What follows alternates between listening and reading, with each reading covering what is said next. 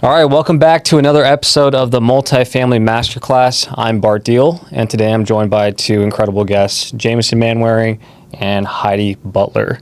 We have a pretty awesome slate today. We got some great topics we're going to discuss. The first topic we're going to start off with is political, and we're going to talk about what happens when you scrap rent control. The next thing we're going to get into is we're going to talk about how multifamily construction is jumping off a cliff. Then we're going to play a game. This is a new segment called Saves and Shares. Probably only 1 week segment. And then finally, we're going to discuss why Arizona is so hot. So we're going to have a good podcast today, and I'll dive right into it. The first article is an article by the Wall Street Journal, and it's titled, Argentina Scrapped Its Rent Control. Now the Market is Thriving. So just to read a little snippet from the article. For years, Argentina imposed one of the world's strictest rent control laws.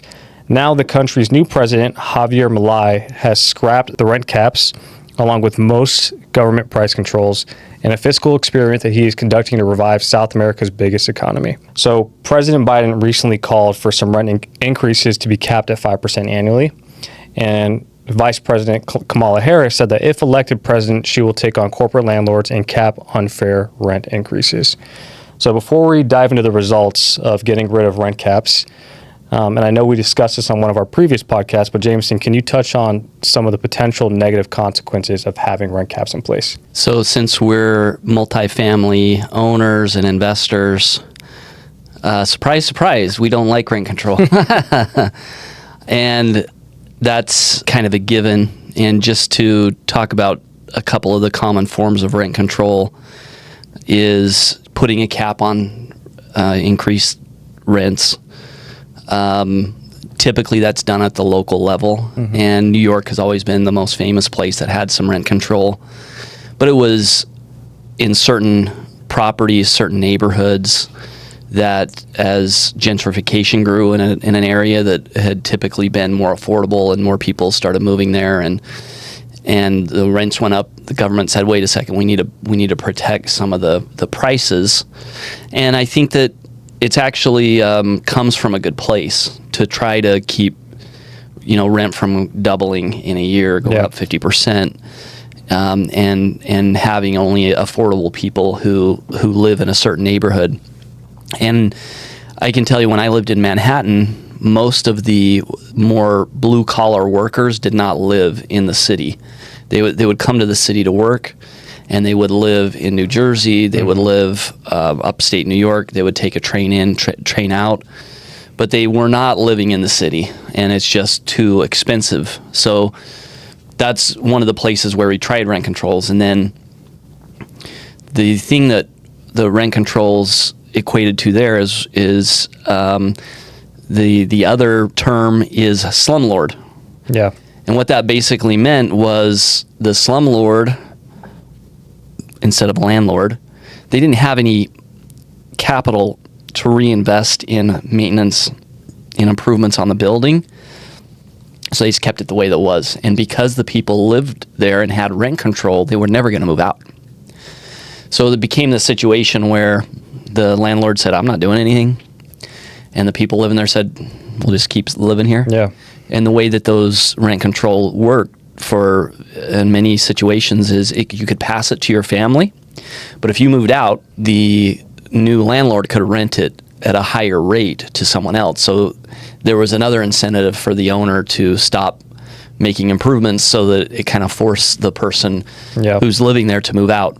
It's been a mixed bag there, and there's reasons why some control around rent makes sense. Like if everything is totally free market without any government intervention, it probably goes a little crazy. But we have seen some states, Oregon is one of the most famous one, that has a statewide rent control that came in a few years ago. And what's ended up happening is the same thing that Argentina saw, is that people, instead of renting their house, they would do other things with it because they didn't want the government restricting rent. So when Argentina, more recently with this new president's doing a lot of stuff, not all of it's good, but this is one thing that was definitely an experiment, because Argentina's economy has been a mess. Like 50% inflation and then deflation, other things. So with this approach, they pulled rent control off, and it's saying that rents now have gone down by 40% because they've seen a 140% increase in the number of available units. Yeah. Because people say, oh, let's rent our place. Let's do something with it rather than have it sit vacant or have it as a second home, because now we can get a market rate for it. Anytime the government is going and regulators are going to set prices, it's a disincentive for the owner or the seller to participate, because they want a market price. They want to say, I want to rent this for what this is really worth. And this has been a great thing for everyone in Argentina. So they're down 40% rent. A lot of folks in Buenos Aires unable to afford rent, and now they can, moving back to the city. This is a good thing. And it's another example of where, something that was initially trying to keep rent in a certain price range didn't really work. Those things work for a little while, and then you have to come back and revisit them.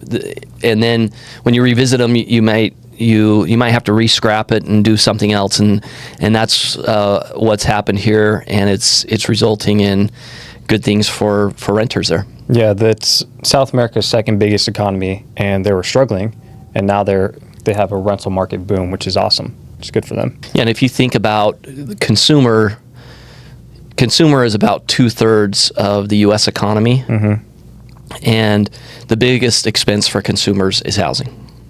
So 2/3 of our economy is consumer, 1/3 is business. And if you take that bigger 2/3 and you say typically it's 40% of that consumer is spending their income on rent, it affects a lot of things. So now what they're seeing is their rent's gone down. Now they have more capital to spend on other things, and that sort of move is a big move for a consumer that now is able to have a little bit of a hopeful tailwind behind them to say, oh, we got more money in our pocket, let's spend it. So it's going to ripple through the economy. It already is, and that's what the article is saying is you move something that big like housing down that much, there's going to be positive impact across the board. So I want to hear what your thoughts are specifically in regards to the Phoenix economy and just the U.S. economy, because I know we're talking about Argentina. It is a little bit of a different game there. We obviously want to be considerate of renters. We don't want to price gouge. We don't want to be unfair, but we also want to protect landlords like ourselves. How do we find that balance? And do you think in the U.S. we need government regulations to help with that? Nobody wants to protect landlords in the political conversation. Sure. Yeah. Landlords are kind of, you're on your own. Landlords are typically going to have some net worth, when there's natural disasters, when there's different things that happen on property. And landlords got to be able to take care of it. The government just kind of says, we're going to let you do your thing, and you're going to handle it. And so that's kind of where we start at, is just to know that if anything, the government wants to put more restrictions around landlords, they're not going to help out. Yeah. They're not going to be able to pass any sort of nationwide rent cap. Without getting into the weeds, part of what Biden's proposal was going to be is that you would have some sort of tax penalty if you did raise rents over 5%, and then there's about that would have to go through a lot of stages of is that something the federal government can do. It's really done at the local level, state, or even more state level, more frequently the city level. Do you think, like, with that, then landlords should be able to justify what the increase is? Like, they should have data points to prove it, or repair costs that were, kind of to back up the rent increase? Or do you think it's really between the landlord and the renter, and no official should be involved in it? It's really supply and demand. It really comes back to what will someone pay for this unit? And because in a free market economy, they have the choice to go somewhere else. Yeah, they have many options in Phoenix if they're looking for a particular apartment, and so it's a very broad macro issue. And that's why we saw rent increases in 2000 and 2021 of 20%, because more people valued their home and they wanted to move into nicer places, and it drove things up. So it's like if you're a oil company and you're producing oil, you cannot control the price of oil. It's a huge supply and demand factor that's driving that, and then you basically price a price of oil. You don't price it below. You price it at the price of oil, and oil's a little easier to know because there's always a price every day of what is a barrel cost. But when you're renting, you're going to rent it for as high as you can, and then if you can't rent it, you lower it until you can rent it. I think one of the things that's interesting, kind of going a little bit more about our company specific, we are very fortunate to have such a variety of units in different price ranges, so we are able to accommodate it kind of meet people where they're at on what they can afford and offer them apartments at each level. That is a benefit for us as landlords, be your venture residences to do, but I know there's a lot of conversations around price gouging. I think it's such a... Well, there is an issue right now that the Justice Department went after some very big corporate landlords, and that's what Kamala's talking about. They were using a software that was pricing the units, and they were all using that software. And so there was a bit of a price fixing going on there because they controlled a large portion of the market in some markets. You know, if you could think of, okay, if all of the Chevrons and Circle K's got together and they were price fixing, that'd be an issue because they could take the price up. Way up. So I think that's the right move for the Justice Department to come in and say, hey, you can't do that for rent for large corporate landlords who have many units. You can't all price the same. You need to let the market play itself out, because if they price fix, that's the government's job. Come in and not allow those types of things. And then I think more locally in Phoenix, I like what's happening in Phoenix Metro. Each city's a little different, but the city of Phoenix has been very forward thinking about where the city is going. It's growing. We know we have 100,000 people who move here every year. We need more housing units for them. So the city council, the mayor of Phoenix, they have been pro-development. They want more apartments coming in. They're okay tearing down a couple old houses and building a couple hundred units. That's what you want out of a government in an area like this, because that's what's going to ultimately keep rent stable. Yeah, and while we're on the topic of keeping rent stable and new units coming on the market, I want to pivot to our next topic, which is multifamily construction is jumping off a cliff. And this is LinkedIn commentary by economist Jay Parsons. So let's talk about it. For people watching on YouTube, we'll show a graph, but in 2024 year to date, we've completed 168,800 more units than we've started. That's the largest gap since tracking began in 1968. So I know we just talked about all that new supply coming on has kept rents flat, kept it competitive, but what else does this mean for multifamily operators and investors? Yeah, and if you look at the graph, it's striking. It is falling off of a cliff. This is not new news today. We've been talking about this for a year, and we are in a cyclical industry, which means when interest rates were really low, a lot of construction was planned, started, locked in rates on construction loans, and then it takes 2 or 3 years on that conveyor belt for all that stuff to get completed before it's done. And it's starting to get done. This article that we're talking about discusses how a lot of that's supposed to be done at the end of the year. Mm-hmm. In Phoenix, we've already started to see an increase in rent, increase in occupancy. So a lot of times they're looking at data that's 2 or 3 months old, and we're on the ground, so we're seeing it in real time, and we're already starting to see that within our company. Wow. And that's because we knew that once this cycle of new construction got completed, because of this drastic increase in interest rates, 4.5%, 5% in a short amount of time, construction stopped. The conveyor belt 2 years ago stopped, and there's nothing going to be new following it. That's the data now is supporting that, but we knew that would happen. And this is the industry. You can see by the chart, this is very common. So as an investor and an apartment owner, you have to be able to get through the harder times. The last 2 years have been a hard time for multifamily. Values have come down. Rents have been flat.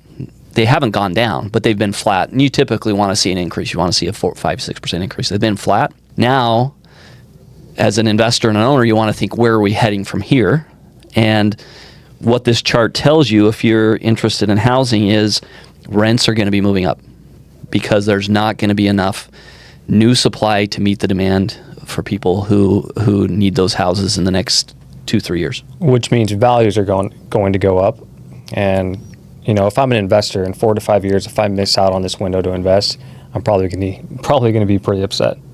Yeah, and I think it really does depend on the market. One of the comments here from Holly says, here in Boise, our market is oversaturated with apartment homes, leading to dropped rates, big specials, and high availability. Going a couple years without a ton of new builds will give us a chance to catch up and fill apartment homes when new demographics come into the market. So there are going to be some that aren't going to... Phoenix is a great example of what it needs. Yeah, but it just kind of depends on where you live. There's also a perception thing where people who live there, and I don't know if this person's a developer or owns apartments, but there has been a softness because of all this new development. Sure. Mm-hmm. And it's a little disconcerting. If you're used to 95, 100% occupancy and now it's 80% as an apartment owner, we saw that a year ago here. And so things have already gotten better, and they also do see all these new units being built, and they're like, even in my small town, stop? Who's going to live in these? Who's going to pay the $1,800 for rent for these places? And they're just kind of scratching their heads. But she's right in that all this supply now needs to get digested. And in a market, depending on the market, in Phoenix, it's already kind of been digested because we've seen such robust growth, and now we move into a time where rents are going to be moving up next year. Mm-hmm. They've been flat for a couple of years into 2025, and for a few years, rents are going to move up because of that supply demand. Another comment that I really loved in this one, somebody said, I'll say it again, survive until 2025 and thrive in 2026 and 2027. Do we feel like that'll be Phoenix? So I think survive was kind of to 2025. We've been saying that for a while now too. Phoenix, I think, maybe 6 months ahead, where we're kind of, things have stabilized. But I think some of these markets, tertiary markets, Boise, Salt Lake, some of the more Midwest markets that have built a lot, it might take through next year for them to digest all of those. And the article that we're looking at is national data. Yeah. Mm-hmm. And real estate is always local. So you kind of take everything with a grain of salt nationally, and then you have to drill down if you're going to invest in a specific market and see what's happening there. Great. Well, I want to jump into our next article, and it's by Globe Street, and it's titled Renters Prioritize Home-Like Amenities in Apartment Search. So this article starts off with, maybe it's because more renters are considering the long haul before they are able to buy a house, that they are now looking for amenities that more resemble a home as they scour the web for the perfect apartment. Zillow research reveals its priorities based on analysis of the shares and saves on Zillow rentals. It finds that potential renters who do either of these things, so save the listing or share it with a friend, are way more serious about their home search. So the game I want to play today, guys, is based on the data. What do you guys believe is getting more shares and saves? Well, I'm going to, interesting thing, and then I want to play your game, but you mentioned Zillow. Yeah. So Apartments.com does a lot of marketing. They have the guy from Jurassic Park, Jeff, whatever his name is. Yep. We know him. Really funky guy. Jeff something. Goldblum. Yeah. Jeff Goldblum. He's their spokesman. So you would think you got to be on Apartments.com if you're renting. But if you're an apartment owner and you're listening, we'll tell you Zillow rentals is way better than Apartments.com. This isn't a paid plug either. This is true data. It's much lower cost. Nobody goes on Apartments.com relative to Zillow. I don't know exactly why. Zillow came in the last year and really started killing the market. So sorry, back to the game, but I think that's important because there are some buildings we looked at that are only on Apartments.com and they're not leasing, and that's part of why. When I was looking for apartments in San Diego, we found ours through Zillow, not through Apartments.com. I feel like everything on Apartments.com was like, it was either priced way too high or it was a fake listing. So take that for what it is. Yeah, I'm trying to they're think not of your going to like us question for with saying it. this. Yeah. But, well, yeah, what's the game? Say So basically, it's saves and shares. What do we think? I'm going to give 2 categories. Perfect. What do we think is getting more saves and shares? So the first category that's competing is turf area for pets or fitness centers. So when you're looking for rentals, which category is getting more saves and shares? I'm going to go the pet area. I'm gonna go pet area. And it's not even close. The turf area wins by over 76% Wow. in saves and 91% in shares. And that's changed a lot because it used to be all about this fitness center you're going to get. Now people, you see these fitness centers, no one's in them. Oh, But yeah. the pet area is always bumping. Yep. Okay, But we were right, though, right? You guys we are were right. right. You guys won. You guys are 1 for 1. I want to hear the ding, ding, ding. All right, I'll do a ding, ding, ding. The next one is business centers versus a co-work space. And I'll clarify, business centers, it's a big room. It has desktops already there, so the computer's already there. Co-work space is a little bit different. Kind of like a business center at a hotel where Yeah. you just come in and use. You can project on your screen. I don't know. I'm going to definitely say co-work space because the people working remote have their own computer. They just want a space. They don't need a computer to use. I'm going to say co-work space. I'm wondering if business centers are coming back. I'm gonna go with business center. Be a little controversial. All right, well, this guy clearly is a multifamily operator. Ding, ding, ding. Co-work spaces, obviously. The next one, putting greens versus pools. In Phoenix, or is this a general market? This is general market. Okay. Man, so there's a lot of maintenance with a pool, not a lot of maintenance with a putting green. So I'm going to go putting green. If you're in Phoenix, it's a pool. But in like a national market, it's going to be a putting green. Big golf state, though. Yeah, we are. I'm going to say that pools because the thing with putting green is there's few people who are actually going to use it. And if they use it, they're not going to use it much. When you think of a pool, you can take your kids in it, families come out. Like anyone can use a pool. Anyone can jump in a pool. Even though small apartment complexes, a lot of times we take the pool out because the cost doesn't make sense anymore for 20 units or 30 units. But at the big apartment complexes, pools are really important. So surprisingly, putting greens won. Whoa. More saves and shares than pools. Yeah. The last And one. I would say that's unique. If you It had a is. putting green, that Yeah. could be, if you're a putting green person, that would be cool. Yeah. And the last one, off-street parking versus in-unit laundries. Oh, man. I made sure to make this one difficult. In-unit laundries, hands down. I would always think, I don't want to take, I'll park wherever I need to park. I don't want to take my laundry anywhere else. Yeah, I agree. I think laundry is something people are not negotiating anymore. I want to do it in my house. That's what I'm thinking. Okay, so both those are winners, obviously. They both average a way higher save and share percentage on a daily basis than any of the other categories we just talked about. So, moral of the story is the renters prioritize practical perks, and you can see this in all their shares and saves on Zillow. The putting green is really interesting. That Yeah. kind of surprises me. Yeah. Not common though. Honestly, I think it's just half the year you don't want to get in a pool. So, like, all Yeah. year round, it makes more sense to have putting green, I think. Okay, well, our last topic of the day is Arizona is hot. And I'm not talking about the temperature. We're adding some pretty exciting attractions. So we have 2 articles by the Phoenix Business Journal. And the first one is Cannon Beach nears completion as new entertainment users emerge. After more than 3 years in the making, Cannon Beach has added a wave of new retailers as it prepares to open to the public. Cannon Beach, located on 37 acres on the southeast corner of Power and Warner Roads, will include 500,000 square feet of retail, restaurants, a surf lagoon, a 17-foot cliff diving lagoon, and more. And there will be hotels on site. Jamison, I know you're a kite surfer, you're a surfer. Are you pretty excited about this place? This is pretty cool. Yeah. I mean, I've never heard of a project like this. There's that old song, oceanfront property in Arizona. I'll sell you some oceanfront property in Arizona. And that's been one of the big reasons why more people are attracted to California or Florida is because they have the beach. I think this is going to be a really successful project if they can execute well. I mean, there's a lot to something like this. I've been building it for 3 years, and the developer said, there's no blueprint for how you build a beach in a desert. Along with all the other stuff that they're building, they're over $300 million for this project. Wow. So I mean, this is a big project, but I can see it being the next level of a water park.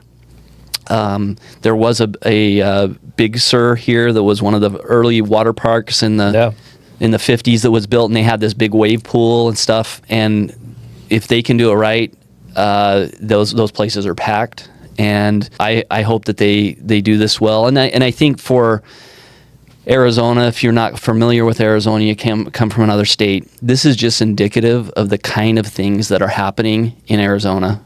If you have an idea like this that's cool, you can get money from investors, $300 million, to go build a beach park. Yeah. Not many places you can do that, but in Arizona, people say they get around it. And that's just the kind of thing that happens here that doesn't happen in many places. So I'm excited for it to open. They're opening this month, and I mean, this is going to be like a Disneyland. Yeah, and another Disneyland, Pier Pickleball and Paddle beefs up plans for flagship location near Scottsdale.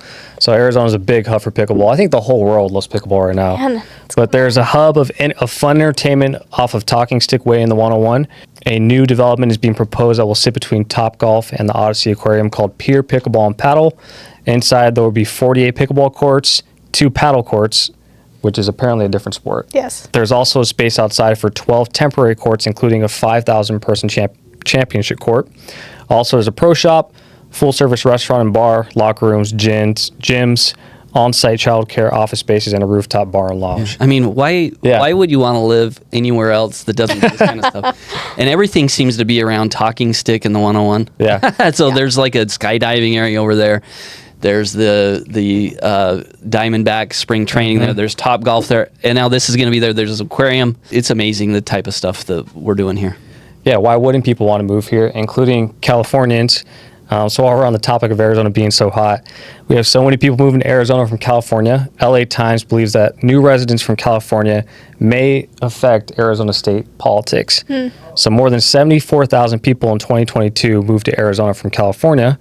That's more than a quarter of the people who moved to Arizona that year, and easily the most from any state. So obviously California has been a blue state, and Arizona has been primarily red, maybe a little bit pink in the past few years. Purple, yeah. Do you guys think this influx of California residents will be enough to swing Arizona to blue? I mean, we were close last election, so we were blue last election. Yeah. So I mean, I don't think it's going to hurt if you're leaning towards blue. Yeah, it's definitely happening. When you talk about 100,000 people, 75,000 people just from California, and California is about 65-70% Democratic. Yeah. So we're going to get a disproportionate amount of people who move here from there, and it's changing the demographic. So we used to be a solidly red state. Both of our senators were Republican, McCain, Kyle, McCain, and whoever was before Kyle. It was always two Republicans, and now we had 2 Democrats, one that went independent, Sinema, but we've turned blue, and it is where Trump and Kamala are here all the time. You can't watch TV without seeing their advertisements all over, because we're right on that borderline. But we are definitely going toward a more blue state here. There's just no doubt about it, because much of our migration comes from California. The other thing is the people who live here from California, they're not really well received here.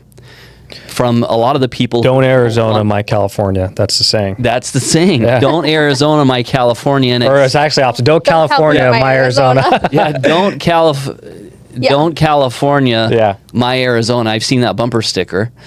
And people who have lived here a long time, they don't want things to change. You know, it goes back to the same debate, even politically. Do you want things to stay the same, or are they going to change?